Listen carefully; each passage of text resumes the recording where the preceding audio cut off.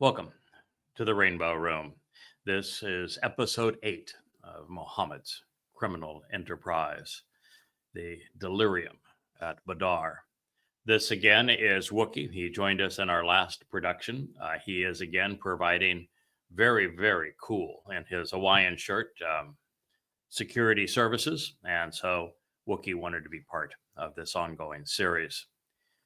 We're going to pick up where we left off in our last program. We'll eventually conclude this series by reviewing what the 8th surah reveals about this disgusting episode in Muhammad's life. This is first blood. This is when Muhammad, seeking nothing other than to rob a caravan of his own kin and to abduct family members so he could ransom them. And Allah to achieve what he wanted most, which is to kill. This is the story of Badar. And the story of Badar cannot be denied. We have reviewed some of the most despicable statements originating from it. It came from the lips of Muhammad and the first Muslims. It is in every possible way hideous. And what Badar mostly proves, and we'll continue to chronicle it, is that Islam was born to kill. Allah is a demonic and sadistic psychopath, and he has one agenda, and that is the annihilation of all humankind. And Muslims are the tools that he is wielding to accomplish that mission. If this is kept in mind throughout everything we say about Islam, then you will understand the religion better than does any Muslim. Allah is a demonic psychopath, and his agenda is the annihilation of all humankind. The tools he wields to accomplish this mission are Muslims. Tabari, Volume 7, page 64, and Ishaq, page 307, as a reminder, particularly for those who may be listening for the first time. The oldest two and most credible hadith sources, hadith would mean oral reports from Muhammad and his companions, were compiled by Ishaq and Tabari. Ishaq compiled his sayings from Muhammad and his companions, and the Sirah, the Sirat, Rasul Allah, the life of Allah's messenger, and Tabari and the Taqriq, which is the history of Islam's formation. These two chronological, biographical presentations of Muhammad and the creation of Islam are actually more essential to the religion than the Quran. And they are no less legitimate than the Quran because they were conveyed by the exact same cast of characters in precisely the same way, the same time, the same place, the same manner. There is zero possibility that the Quran can be true and the Hadith false under these circumstances. Moreover, without these Hadith, these expressions chronicling Muhammad's words and deeds, the Quran is rendered trash. It is a garbled and cluttered, immoral document without rhyme nor reason, without any chronology or context, and it's devoid of its primary order, and that is that Allah commands Muslims to kill by following Muhammad's example. Muhammad's example is only presented in these hadith. And therefore, what I'm sharing with you is essential to Islam. And there are 4 hadith collections that are credible in the religion. They are the 4 earliest, Tabari, Ishaq, Muslim, and Bukhari. We will be citing from all of them. This Tabari translation is from SUNY, State University of New York Press, while the rendition of Ishaq was translated by Gulim in the 1950s and is published by the University of Oxford. The messenger of Allah gave orders concerning the contents of the camp which the people had collected. And it was brought together among the Muslims. However, there was a difference of opinion concerning it. Those who had collected it said, "It is ours." Muhammad promised every man that he could keep all of the booty he took. Those who were fighting said, "If it had not been for us, you would not have taken it. We were distracted by the enemy so that you could take what you took." Those who were guarding the prophet for fear the enemy would attack him said, "By Allah, you have no better right to it than we have. We wanted to kill the enemy when Allah gave us the opportunity and made them turn their backs. And we wanted to take their property when there was no one to protect it. But we were afraid that they might attack the prophet. We protected him, so we have better right to it than you have." This is stunning, really, isn't it? This means, quite simply, that the first Muslims, those following Allah's orders and Muhammad's example, were murderous thieves.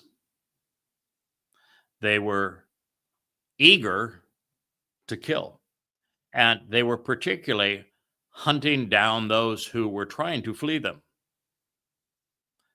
Well, this doesn't say so. We have read so many hadith that have affirmed that those they were killing were fathers and brothers, sons. These were all related family members. So the enemy was their own family. The reason they were the enemy is they knew Muhammad and Allah better than anyone today, and the Quran better than anyone today, because they heard it directly from Muhammad and had rejected it. They knew that it was nonsense. And so there are some insights here also I want to share with you. When those who said they were protecting the prophet, that first of all, Muhammad was not a prophet. He never issued a single prediction that came true. Not one. He is the ultimate non-prophet. Second, the reason they were protecting him is because of the Pledge of Aqaba. It is the single most important declaration in Islam. It is the declaration that begins the first year of the Islamic era. And so this is what they were discussing. And in the Pledge of Aqaba, it begins with pagans from Yathrib promising that they would protect Muhammad as they would their women. And then, based upon what Muhammad replied, they said they would wage war against all mankind. And this is the oath that the Quran repeats over and over again, saying that there are Muslims who have been true to their oath and have died killing for Allah. And there are those who are waiting for the opportunity to kill for Allah. This is the Pledge of Aqaba. The other thing that's important here is this is nothing but a criminal enterprise. Muhammad was the godfather of a institution that was really much closer to the mafia than it was to the start of a religion. The religion of Islam actually failed in Babel. It was actually in Petra, not Mecca. Mecca didn't exist at the time. But he left in shame with virtually no followers. And it was the criminal enterprise and the death cult, the terrorist manifesto of Islam, that emerged in Yathrib. And this was, as I have shared, first blood. And so the first Muslims were not fighting over coming to understand the nature of their religion. Their religion had nothing to do with it. They were simply squabbling over who got to steal what.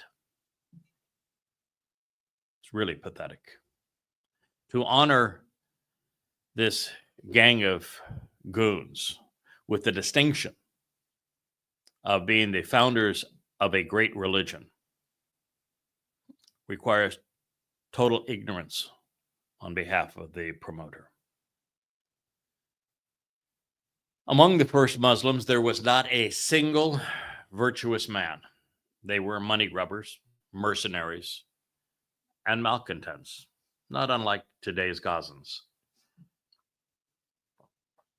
And those may have been their more enduring qualities, again, like today's Gazans, because they were also terrorists, mass murderers, slavers, and rapists. Nothing much has changed in Islam over the 14 centuries, has it? And the reason it hasn't changed is Allah is the same old demonic despot. And Muhammad was always a slaver, a rapist, a terrorist, and mass murderer. According to Muhammad, it's good to kill for money, but it's bad to argue about it later. Tabari 764 and Ishaq 307. When we quarreled about the booty, we became very bad-tempered. Good grief. No. You were distempered when you were out killing your kin, when you hunted down your own family members to murder them and to rob them. You were distempered. This was just an argument over what you stole. Oh, so Allah removed it from our hands and handed it over to the messenger. You see, there you go. Muhammad said, you get to keep all that you stole. And then Allah says, nah. You give it all to my guy. In this matter, there can be seen the fear of Allah and the obedience to his messenger and the settling of differences. Therefore, Muhammad lied when trying to compel his reluctant jihadists to fight and kill their own family members, promising them that they could keep whatever they stole, making it all better. What else do you suppose that Muhammad may have said that was untrue? That Allah is a God? That there is a brothel up in the sky for mass murderers? Muhammad and Allah were partners. Throughout this all, Muhammad was to be obeyed. That is the edict of the Quran. But you can't obey Muhammad unless you know what he said and did, which is only chronicled in the Hadith. And of course, Allah was to be feared. Of course, he's the devil. Allah spends all of his time in hell, according to the Quran, torturing all that do not submit to him. He is genocidal. And in Islam, murder and thievery have their rewards. This is from Bukhari, Volume 5, Book 59, number 360. The total number of Muslim jihadists from Mecca, they weren't from Mecca, that was written 150 years later, they were from Petra, who fought at Badr and were given a share of the booty were 81. When their shares were distributed, their number was 101. Well, but Allah knows better. Ishaq 307, the spoils of war, Surah. Did you hear that? The spoils of war, Surah. The 8th surah of the Quran is called the spoils of war. Came down from Allah to his prophet. Well, Allah never spoke a word, and Muhammad was never a prophet. Concerning the distribution of the booty, when the Muslims showed their evil nature was in the division of the booty. It wasn't in murdering and abducting innocent men. It wasn't in stealing the property that was evil. No, it was arguing about their claim to it after they had done those things. Islam's not redeemable. It was born grotesque. Allah took it out of their hands and he gave it to the apostle. Tabari, volume 7, page 65. Allah's messenger came back to Medina, bringing with him the booty which had been taken from the polytheists. There were 44 captives in the messenger of Allah's possession. There were a similar number dead.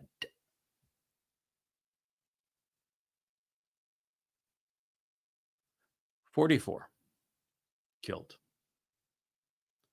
44 abducted. Sounds a lot like 10-7, doesn't it? Numbers weren't quite as robust, but these Muslims were just warming up. They were just practicing. They weren't really very good at being terrorists at this point. 44 captives. 44 dead. This is the birth of Islam. This is the terrorist raid that made the religion. And they brought back the booty. As for polytheists, all of the Arabs, including the first Muslims, were polytheists. And may I make this point? There really is no difference between believing in many false gods, or one false god, or no god at all. They're all the same.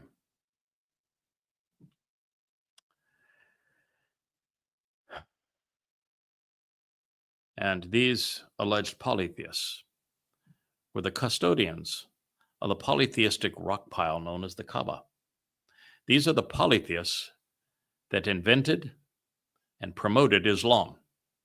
Every aspect of Islam, including the Hajj, including circumambulation, including the prostration prayer, all of it was invented and promoted by these polytheists who had managed the Kaaba as a religious scam several generations before Muhammad's birth. He just stole it from them, just like he stole their booty, their lives, their freedom on this occasion. Religions are typically born out of thievery. It would be unfair to Christianity and Judaism if I didn't point out they were also born out of thievery. Christianity stole the Messiah title and the Son of God title from David.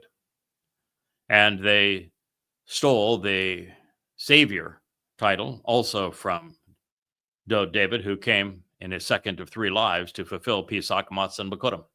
They stole all of the promises that had been made to God's people, Israel, and distributed them as booty to Gentiles and their church. They ripped off Torah and prophets passages to justify their criminal act. And of course, in Judaism, the founder of Rabbinic Judaism, Rabbi Akiba, he also stole what was due the Messiah and Son of God, their Savior, Dode, by promoting a false Messiah, Bar Kokhba, in his place. And then they ripped off the Torah and prophets by creating a oral Torah, which they promoted as a Talmud. And it is those same rabbis who sold those Talmud stories to Mohammad to create the Quran and thus the menace of Islam. Ishaq 308.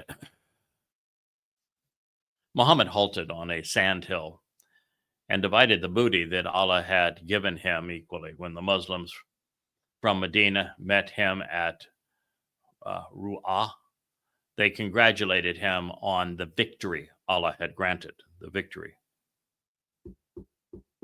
was they had committed an act of armed robbery. They had attacked lightly armed civilians who were doing nothing but at this point celebrating and partying. They were out just having a good time, enjoying life. They tried to flee Mohammed, but his goons would have nothing of it.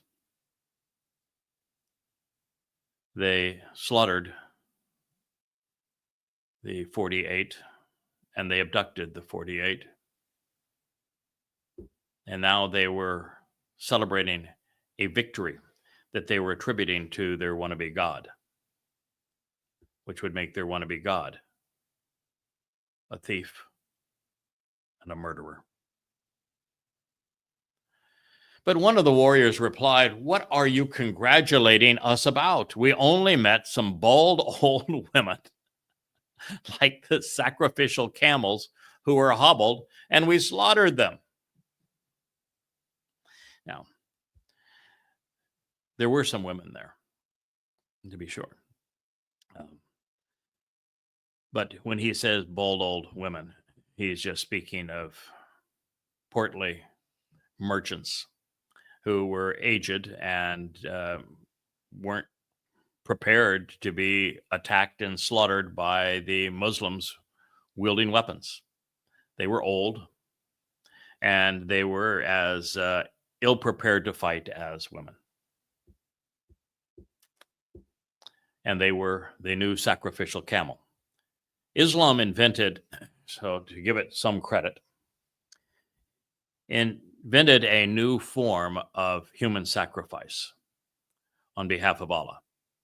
You see, in religions prior to Islam, the priests of that religion and the political establishment upholding the religion would go into a neighboring tribe typically, or they would go among the dissenters among their own tribe, and they would pick out those that they could use as an example to show their power and terrorize everyone into submission, and they would cut out the hearts and sacrifice the slaves or other tribes or the dissenting within their own tribe.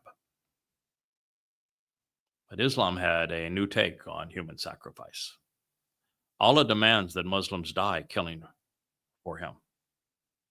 So in Islam, human sacrifice is the annihilation of all humankind. That is the essence of Islam, and you should never forget it. What are you congratulating us about? We met some bald old women, like the sacrificial camels who were hobbled, and we slaughtered them. The apostle smiled because he knew that this description fit. End quote. Mohammed knew what he was doing. He was the head of a terrorist gang, a criminal enterprise. They were thieves. There was no religion involved. The only hint of religion was as Genghis Khan, Tamerlane, and Kublai Khan had used it, which is to conceive a religion that glorifies killing and plundering. The Romans were pretty damn good at it too, you know. So were the Spartans. The worst of human civilization is all an adaptation of this same theme. The gods glorify killing. They exonerate thievery. By any historical or rational criterion, the Battle of Badr wasn't a battle. It was a slaughter. It was grossly immoral. A tussle between militants and merchants. And yet, Muhammad turned it into a miracle from Allah. He used it to resurrect his dying religion. The prophet's bloodlust led to these chilling lines. This is from Ishaq, page 308, and Tabari, volume 7, page 65. When the apostle was in Safra, Nadir was assassinated. When Muhammad reached Urk al-Zibya, he killed Uqba. When the Holy Prophet ordered him to be killed, Uqba said, Who will look after my children? Mohammed? Hellfire. The apostle replied. And he was killed. No Geneva Convention here. No sympathy, no morality. Just Muslims being Muslims. Ishak 3:12. Umar said to the apostle, let me pull out Shuya's two front teeth. That way his tongue will stick out and he will never be able to speak against you again. Mutilation has always been part of Islam. That's why Muslims mutilated their Jewish victims on 10/7. Tabari, volume 7, page 66, and Ishak, page 309. Sawat Sahda said, I went to my house, and the messenger was there with Abu Yazid, who was a Quraysh prisoner. His hands were tied to his neck. I could not restrain myself when I saw Yazid like that, and I shouted out to him. So Muhammad asked, Sada, are you trying to stir up trouble against Allah's messenger? This, of course, brought me back to my senses. Muhammad was gloating over a captive tied with his hands by his neck.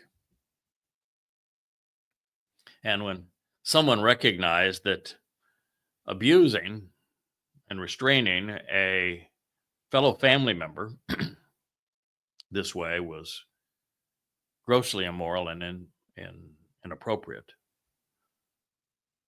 Allah's messenger said, why are you trying to stir up trouble against me?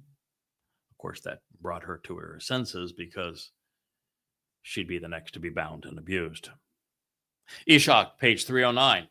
Bind Abu Aziz tight, for his mother is rich, and she may ransom him for a great deal of money.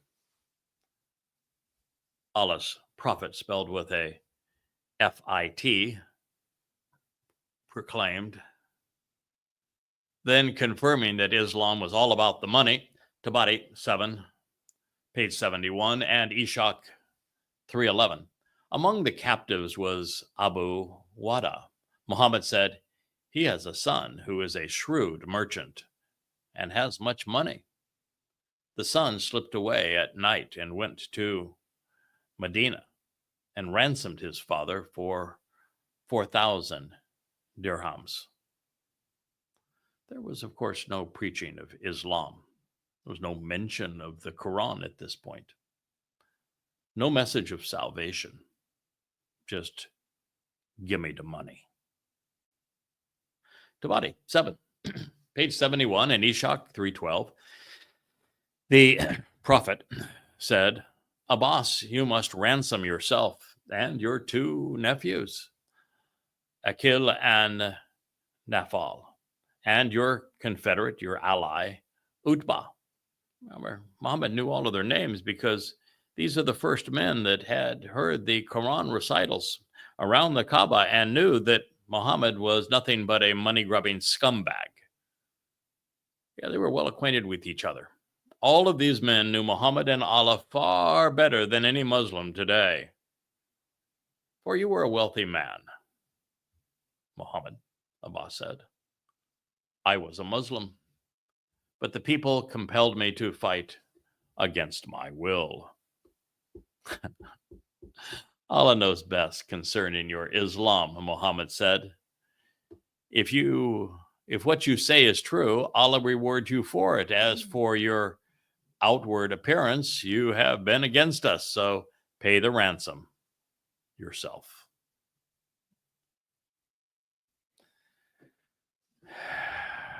The messenger had previously taken 20 ounces of gold from him following the battle.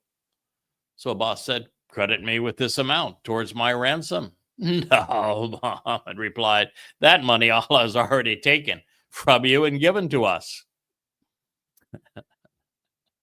Allah appeared to be a kleptomaniac, in addition to being homicidal. Perhaps the world should have him arrested, tried, and incarcerated. Or you could wait for me to do it, because I'm sending that sorry soul to hell. Ishak 313. The Muslims told Abu Safan to pay them a ransom to free his son, Amir. He replied, am I to suffer the double loss of my blood and my money? After you have killed my son, Hamzallah, you want me to pay you a ransom to save Amir? How on earth do Muslims see this behavior as religious, as good? Muhammad and the first Muslims were obnoxious and appalling. They were demented, demonic. Bukhari, volume 5, book 59, number 357. The Badr warriors were given 5,000 dirhams each yearly. Umar, the future caliph, said, I will always give them more than what I will give to the others. Yeah, you were in a special place in Islam. If you were a thief, stealing from your own family, while in the presence of the fellow psychopath, Mohammad. And while Muhammad craved money, he lusted for more. Bukhari, volume 5, book 59, number 342. Umar said, when my daughter Hafsa lost her husband in the Battle of Badr, Allah's apostle demanded her hand, and I married her to him. Use the term marriage as it relates to Islam is a revolting corruption of the term. In Islam, women are slaves. They have absolutely no rights. They're treated like a chained animal. So when my daughter Hafsa lost her husband in the Battle of Badr, dying killing for Muhammad, Muhammad demanded that he possess that chain, would have the opportunity to rape her. That's what this really means, because she was a slave. She had no control over anything. It's true of all Muslim women. The battle over, the booty collected, the ransoms negotiated. It was time for some situational scriptures, of course, since other religions encourage the faithful not to murder, steal, kidnap, or mutilate. Muhammad needed a special dispensation for his ungod. Therefore, let's weave the hadith into the fabric of the Quran to give Allah's recital the context, time, circumstance, and place it otherwise lacks. Tabari, volume 7, page 80. When the events of Badr were over, Allah revealed the 8th surah, the spoils of war, in its entirety. The two armies met. By the way, there were no armies, just merchants and militants. And Allah defeated the Meccans with Muslim swords. Allah is absolutely committed to the annihilation of all humankind. But because Allah is really nothing more than a toxic and venomous snake, and doesn't have opposable thumbs, he can't accomplish what he seeks alone. So he deploys Muslims as his slaves to do his bidding and to kill on his behalf.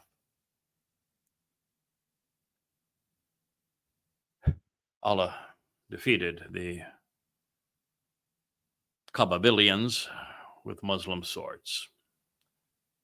This says 70 of them were killed and 70 of them were taken captive. So much for Arabic numbers. Muslims can't count. They have no capacity to tell the truth either. But they're very good at doing two things. They're either lying to you or they're killing you. Sometimes they can multitask and lie while they're killing you.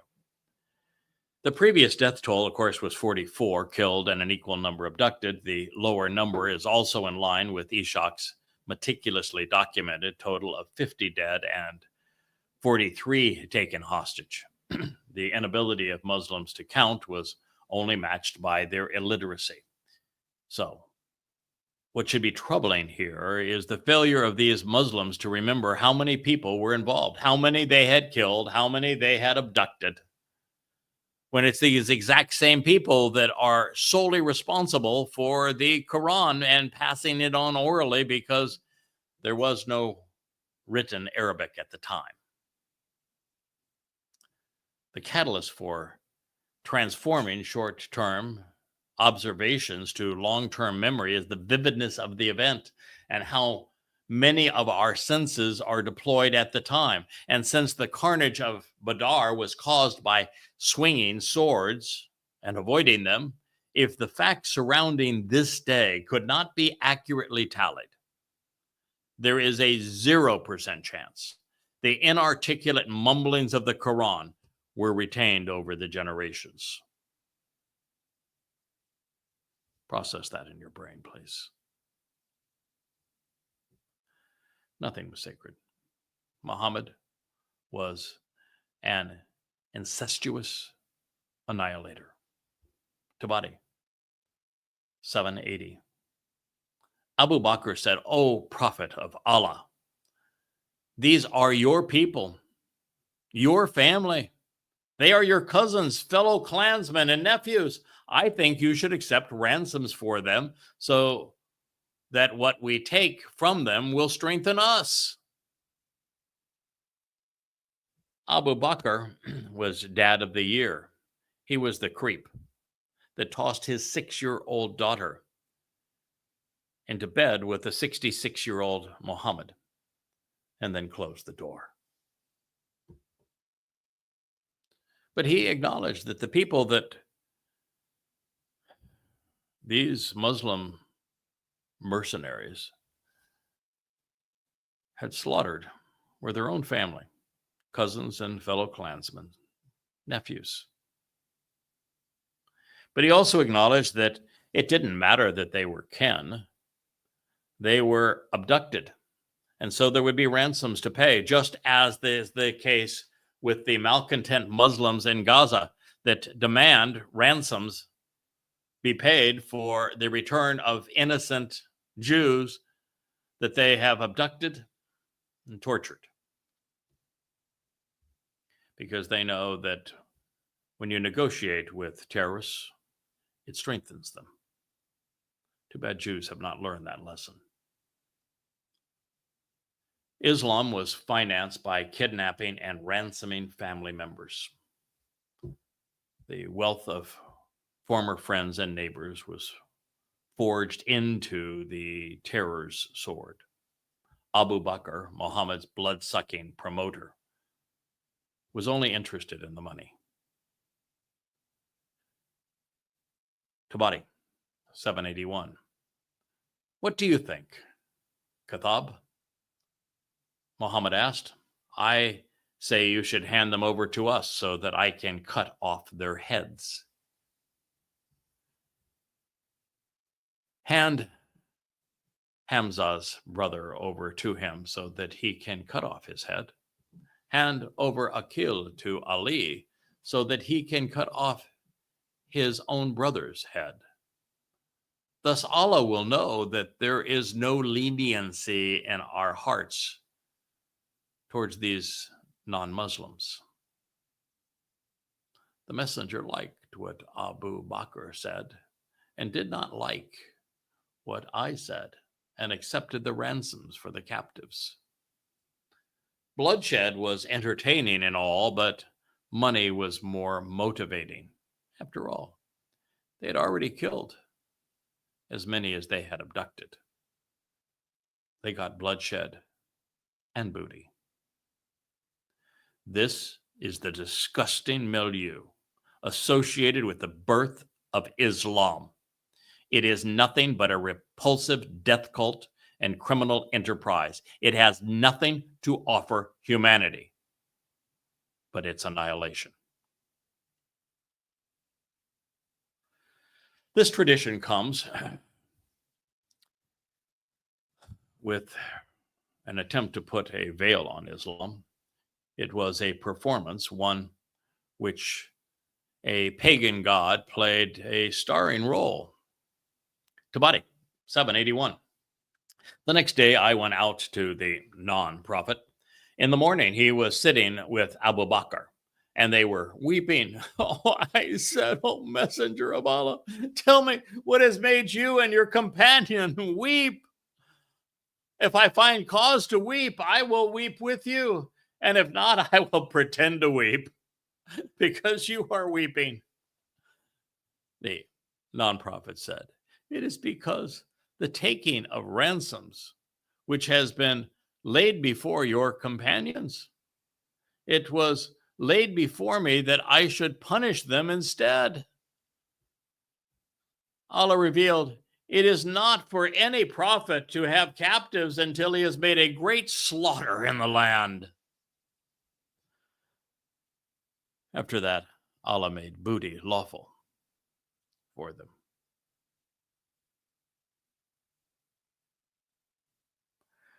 It is not acceptable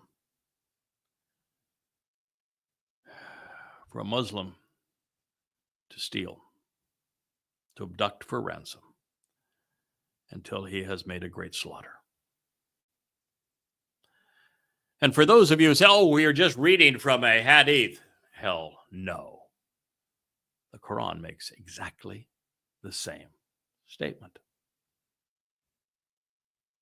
Islam isn't just a death cult. Islam isn't just committed to the annihilation of all humankind. It is savage. It is sadistic. It is demonic. Islam is the greatest curse ever unleashed on humanity. And yet we have the libertard regressives at universities and on the streets, state houses, and in the media that promote this God-forsaken death cult. I swear, humanity has fallen to the point where it is no longer worth saving. I made a post this morning where I said, goodbye, world. I'm bidding you goodbye because you are on the precipice of annihilating yourself. And you actually deserve your fate. Well, Hamas followed Islamic protocol. They were being good Muslims.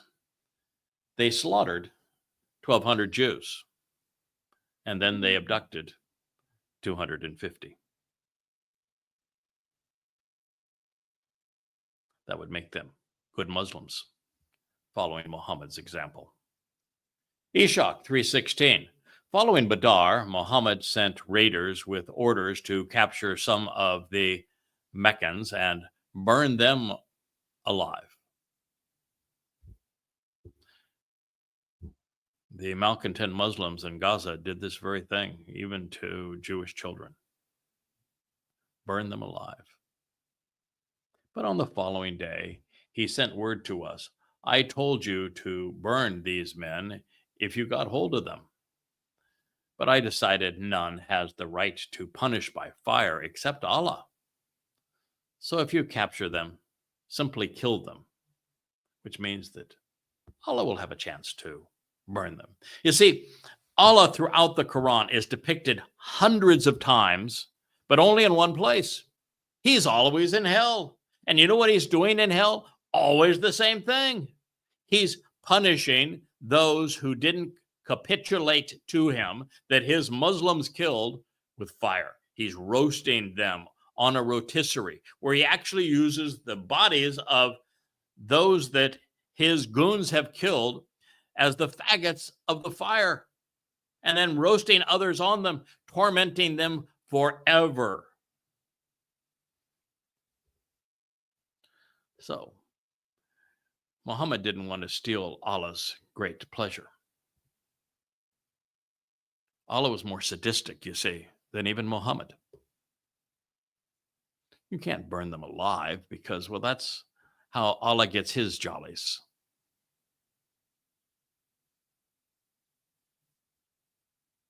If you capture them, you kill them so Allah can torture them. I mean, this is repulsive. There's no justification for allowing this religion. The way to fight this nemesis of Islam, this constant march of this death cult that has already killed 200 million people and has impoverished and raped and plundered 200 million more, is to expose and condemn the words of Muhammad and Allah. They are reprehensible. They are repulsive. We need collectively to shed our ignorance and simply proclaim the truth about this goddamn death cult. That is the way to fight Islam, not with bullets and bombs. Don't stoop to their level.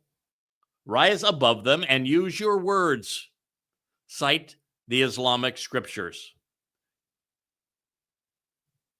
That is the surest way to kill this religion before it kills all mankind. Muhammad was a vengeful and sadistic psychopath, to be sure, and he relished torture. Allah was hell's warden, burning infidels for his entertainment, and they have confessed to their crimes. Now let's hold them accountable. Eshach 3:16. On Badar, the expedition, the terrorist raid, the messenger took the sword of Dul al-Fakar as booty. It had belonged to Mun Ibdah. And on the day, he also took Abu Jahl's camel as booty. It was a Mari dromedary on which he used to go out on subsequent raids. Nothing but the best for Muhammad. After all, he was a prophet, right? Eshach 3:16. It was said that he wrote Muqatil, blood money, on his sword. Clever name. I wonder if it's been copyrighted.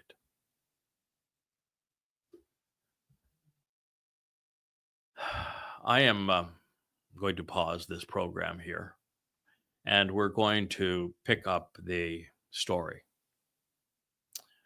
of the religiosity of mass murder, abduction, thievery,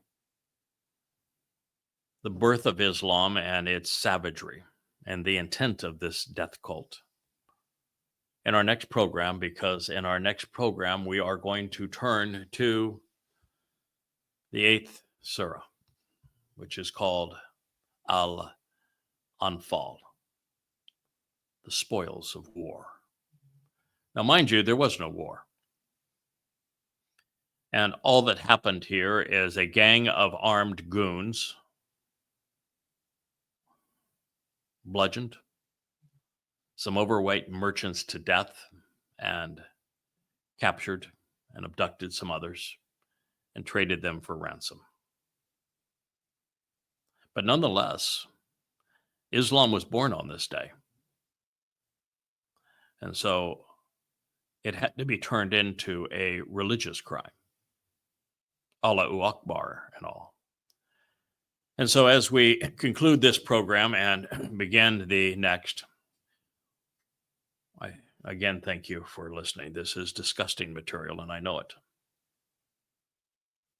It is repulsive beyond belief. There is nothing as grotesque as Islam. Allah is a demented psychopath, sadistic and savage. And he is committed to only one thing: the annihilation of all humankind. He is Satan, after all. And Mohammad was his willing despot, also a psychopath, a rapist, a pedophile, a sexual pervert, a thief, a slave trader, someone who engaged in human trafficking, a man who subjugated all women under his control to slavery. He was a mass murderer. He was a ruthless terrorist. He was a thief.